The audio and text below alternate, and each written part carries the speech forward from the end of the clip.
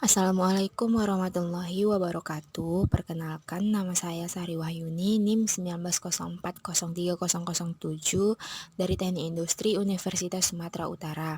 Di sini saya akan membahas mengenai perencanaan terpadu yang merupakan salah satu tugas dari mata kuliah, yaitu Organisasi Manajemen Perusahaan Industri.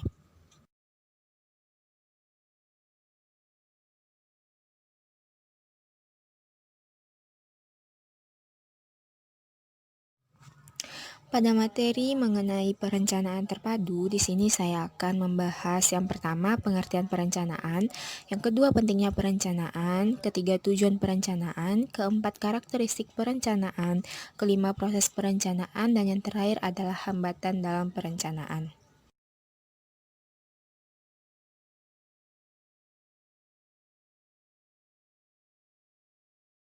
Pertama-tama, kita akan membahas mengenai pengertian perencanaan.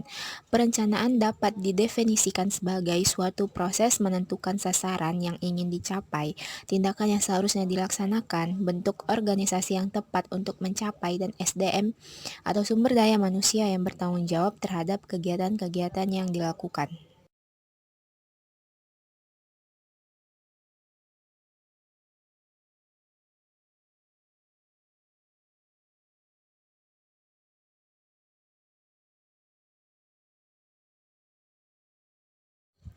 Selanjutnya adalah mengenai pentingnya perencanaan.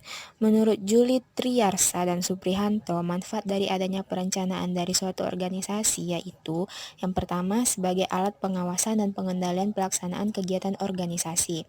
Yang kedua, untuk memilih dan menentukan prioritas dari beberapa alternatif yang ada. Yang ketiga, untuk mengarahkan dan menentukan pelaksanaan kegiatan sehingga tertib dan teratur menuju tujuan yang telah dicantumkan sebelumnya. Yang keempat, untuk menghadapi dan mengurangi ketidakpastian di masa yang akan datang. Dan yang terakhir adalah kesemuanya itu, perencanaan yang baik mendorong terciptanya tujuan-tujuan organisasi.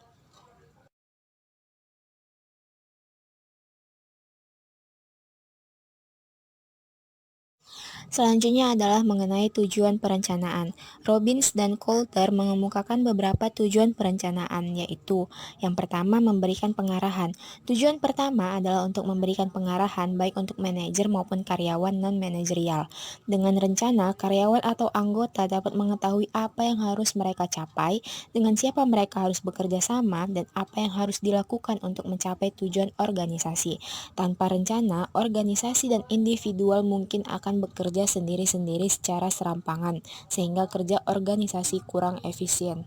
Yang kedua adalah mengurangi ketidakpastian. Tujuan kedua adalah untuk mengurangi ketidakpastian. Ketika seseorang manajer membuat rencana, ia dipaksa untuk melihat jauh ke depan, meramalkan perubahan, memperkirakan efek dari perubahan tersebut, dan menyusun rencana untuk menghadapinya. Yang ketiga adalah meminimalisir pemborosan. Tujuan ketiga adalah untuk meminimalisir pemborosan. Dengan kerja yang terarah dan terencana, karyawan dapat bekerja lebih efisien dan mengurangi pemborosan. Selain itu, dengan rencana, seorang manajer juga dapat mengidentifikasi dan menghapus hal-hal yang dapat menimbulkan inefisiensi dalam perusahaan. Dan yang terakhir adalah menetapkan tujuan standar. Tujuan yang terakhir adalah untuk menetapkan tujuan dan standar yang digunakan dalam fungsi selanjutnya, yaitu proses pengontrolan dan pengevaluasian. Proses pengevaluasian adalah proses membandingkan rencana dengan kenyataan yang ada. Tanpa adanya rencana, manajer tidak akan mendapat menilai kinerja perusahaan.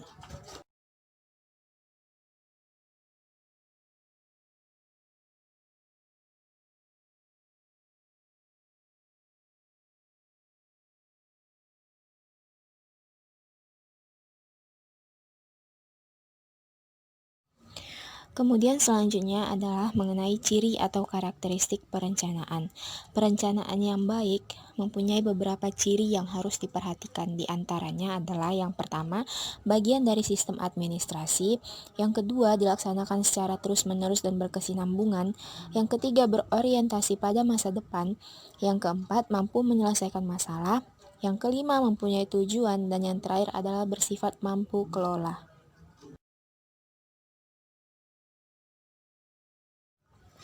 Yang selanjutnya adalah mengenai proses perencanaan. Menurut Samuel Kerto yang dikutip oleh Sampurno Wibowo, perencanaan terdapat 6 tahapan, yaitu yang pertama, menyatakan tujuan organisasi. Tujuan haruslah diturunkan dari visi atau misi organisasi tentang kondisi di masa yang akan datang, sehingga kualitas tujuan sangat tergantung dari kejelasan arah, ruang lingkup kegiatan, segmen produknya dan pasar, serta tingkat keberhasilannya yang ingin dicapai. Yang kedua adalah menyusun daftar alternatif untuk mencapai tujuan. Apabila tujuan organisasi telah ditetapkan, maka seorang manajer harus menyusun daftar alternatif sebanyak mungkin untuk mencapai tujuan tersebut. Yang ketiga adalah menyusun asumsi sebagai dasar untuk setiap alternatif.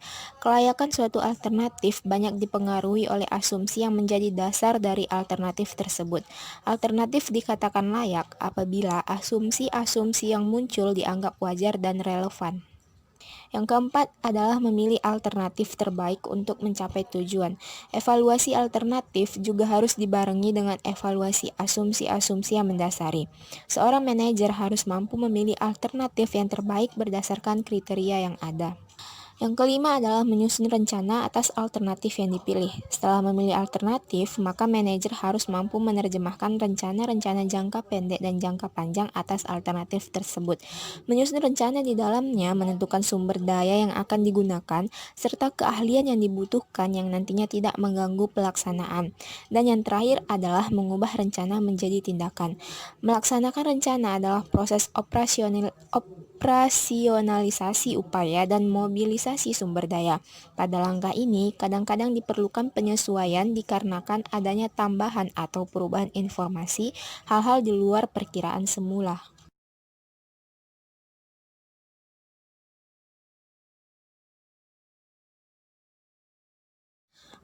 Dan yang terakhir adalah kita akan membahas hambatan perencanaan dan pemecahannya. Ada beberapa hal yang menghambat perencanaan yang efektif, antara lain, pertama, tujuan yang tidak tepat juga dapat menjadi penghalang. Yang kedua, balas jasa yang tidak tepat. Yang ketiga, lingkungan yang kurang kompleks. Yang keempat, keputusan menetapkan tujuan yang baru dan mengalokasikan sumber daya untuk mencapai tujuan tersebut berarti melepaskan tujuan yang lainnya.